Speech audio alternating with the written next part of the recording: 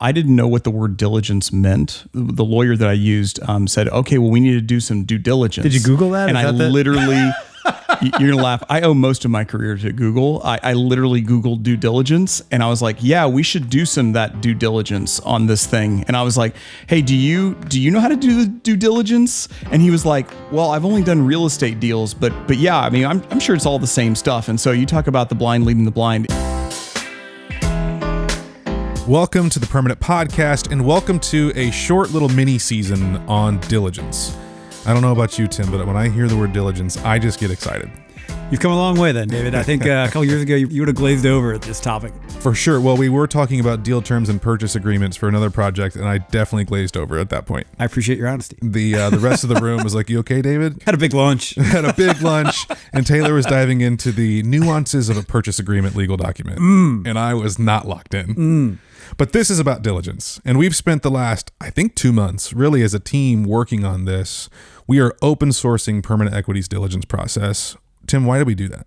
One of the best ways to learn about something is to try to teach it. And so selfishly, that was one aspect of this, is helping everybody in our team understand from suits to nuts how we do diligence.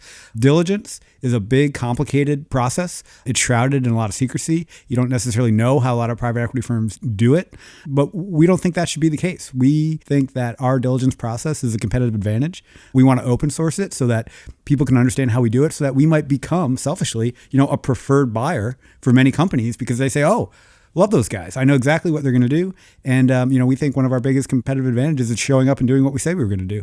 And, we thought, hey, why don't we tell everybody how we do it so that people from buyers to sellers to competitors to peers, they can see how somebody else does it. And maybe that's helpful. First and foremost, we're a business and our customers are people who want to sell their businesses. And so I would love for potential sellers of businesses, if you know one, send this over to them. People know us. We're the no asshole people, right? We're the 27-year fund people. We're the we don't take management fees people. But we also want to be the good partner people. And if you want to go into a diligence process with a private equity firm, we hope that by seeing ours, we might be the firm that you'd choose because our process, we think, is very fair. I think Taylor did a great job of explaining that it's not retrade anything. We're just trying to legitimately understand your business so that we can confidently take the risk of investing in it. Alternatively, we would love for people who might want to work with us someday to go through it. I think by learning about how we do diligence, you can understand a lot about how we think and how we like to treat people. And then thirdly, anybody who's interested in learning more about investing and the process of investing, we hope that by seeing our process, we can help make other people better investors. And then alternatively, that other people might help us become better investors. So this entire due diligence project, we're trying to help people diligence confidently. We called it Due Diligence, Navigating Due Diligence Confidently. Now, when you say that out loud, it sounds like we said the word do twice, but it plays better when you write it out and read it because we changed the spelling. Sometimes clever ideas are clever when you're in Slack. What you're going to see in this project, it's pretty robust. We've got a lot of writing, a lot of graphics, a lot of audio snippets, and ways that you can dive in at a surface level or keep diving deeper and deeper. And it's also accompanied by this podcast. This is episode 1. This is episode 1 we're doing right now. Welcome to episode 1. Great. It's very short. Episode 2 is going to be you and Taylor sitting down with Sarah and I, who are on the content team. Yep. And we were going, what is diligence? And you were laying it out for us for about an hour. I don't know what the edit is actually lengthwise, but what people will hear is very much what Sarah and I were absorbing the first time of taking in what is diligence like at Permanent Equity? Got it. Why is this such a pain point? Why does this have a certain kind of stigma? And how does Permanent Equity diligence differently? Demystifying diligence. Yeah. Okay. So that's kind of outlining, we like our alliteration here. So the purpose and the posture that we take, pain points that can arise in diligence.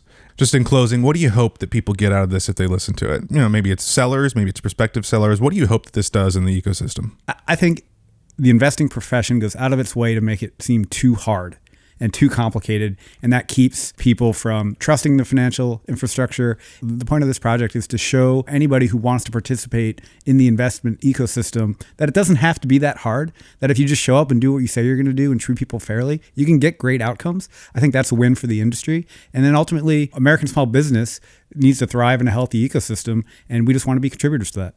I think I've said this before in this venue, maybe written about it online. When it comes to doing a big investment deal, obviously the headline numbers often get a lot of the attention, but don't let the valuation tail wag the deal dog. Like diligence matters, the people you work with matter. We were talking to some prospective investors the other day, And they said, give us some examples of some businesses, some industries you don't work with. And, Brent and I've said, interestingly, over the past couple of years, our learning has not been that we are rejecting industries specifically or geographies or business profiles or anything like that. It's that we don't want to work with people we don't like.